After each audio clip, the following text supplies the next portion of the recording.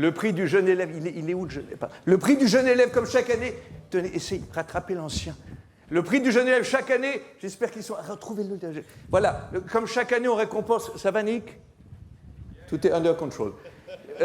Tous les jeunes élèves en horlogerie ne deviennent pas apprentis magiciens. Dieu merci.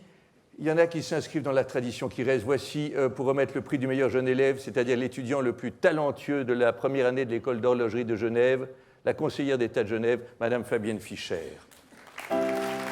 Et son huissier,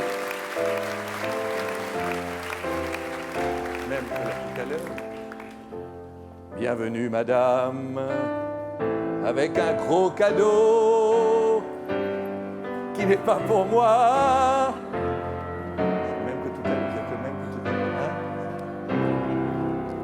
Parce qu'avant, il y avait un huissier par conseiller. Il y a une politique d'économie sur... Et oui, c'est les restrictions budgétaires. Ah oui, alors, donc, ça vous fait aussi 2 ans. C'est 2 cachets pour vous ou pas? Oui, alors tout le monde est gagnant. Allez, gagnant, le prix du jeune élève.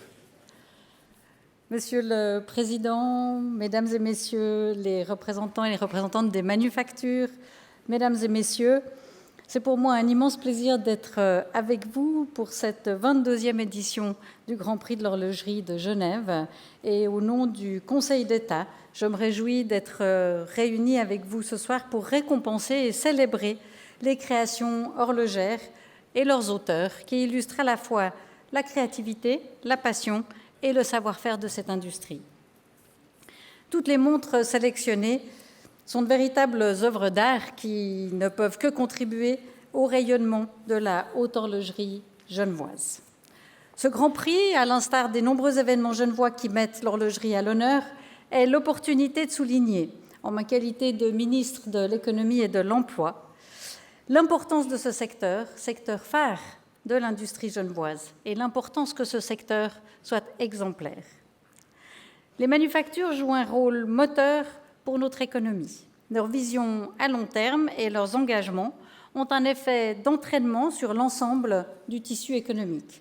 Et je pense principalement à la capacité d'innovation, au soutien à la formation professionnelle et continue et à la transmission d'un savoir-faire artisanal unique auquel le prix du meilleur jeune élève contribue évidemment. Et puis, last but not least, à la contribution du secteur de l'horlogerie à la transition écologique, dont fait partie la neutralité carbone de l'ensemble des activités directes et indirectes. Je salue la dynamique positive qui existe dans cette industrie horlogère et j'encourage toutes les parties prenantes à poursuivre dans cette direction, à s'engager au-delà de l'optimisation des processus, à s'engager pour des transformations structurelles des modèles de production. Mesdames et messieurs, ce que nous célébrons ce soir, et tout particulièrement avec le prix du meilleur jeune élève, c'est le courage d'oser faire différemment. C'est une force de création qui apporte de la confiance en l'avenir, confiance dans notre capacité à nous transformer pour les enjeux de demain, en particulier dans un environnement global en proie à de profonds changements et aux crises successives que nous connaissons. Innover pour la durabilité, la résilience et l'ouverture, voilà bien l'atout essentiel pour la prospérité de notre économie. Et le meilleur jeune élève que je vais pouvoir féliciter dans quelques instants sera l'ambassadeur de cet engouement pour l'innovation. Je vous remercie toutes et tous et vous souhaite une très bonne soirée.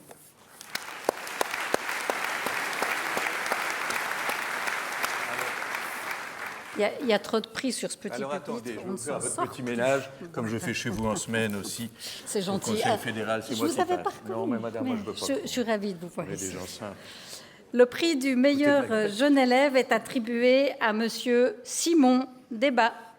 Debat, je crois comprendre. Debat, bravo Simon Debat, qui a eu 6 sur 6, qui est une moyenne démente, on ne peut même pas faire de blague. Simon Debaz, né en 2004, Simon Debaz présente l'espoir de ce pays. Bonsoir Simon Debaz, bonsoir, bravo cher maître. Bravo. Oui, non, vous faites l'autre discours. Non, pas celui sur la couche d'ozone et tout ça, l'autre, hein, voilà. Il a préparé 2 discours pour une autre... Enchanté également. Le truc sur la société, le pouvoir, l'avenir, non. L'autre. Bravo à Simon Debaz, déjà.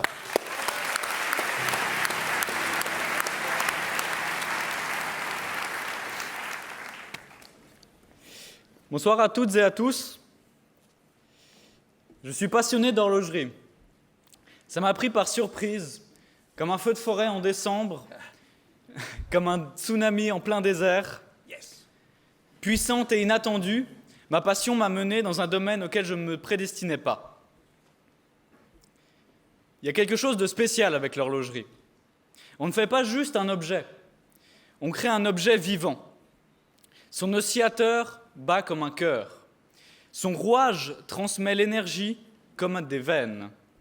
Son cadran, pièce maîtresse de sa beauté, comme un visage. Elle est là, ma passion. Yes, papa. Grâce à elle, me voilà, ce soir, sur la scène du Grand Prix d'horlogerie de Genève. Et je remercie la direction du GPHG. Un grand merci et sincère merci à M. Quentin, M. Heyman, M. Guillermet et M. Présusio, sans qui je ne serais pas là ce soir. Je m'adresse à mes futures connaissances, futurs collègues, futurs patrons.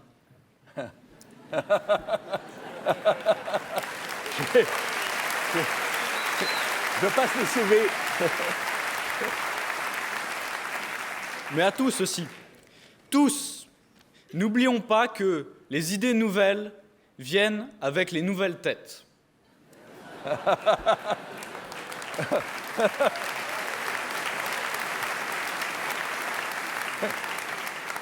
Sur ce, je retourne à mon établi. Bravo, Simon. On passe avec des CV. Salut la ministre. Voilà, il mange très peu. Il est très propre, il mange très peu, il est très doué. Il n'est pas payé les 2 premières années.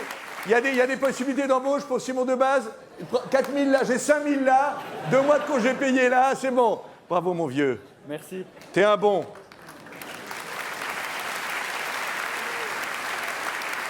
Mais qu'est-ce qui se passe? Ils arrivent, mais vous anticipez. Vous êtes complètement... Ils commencent à se mettre en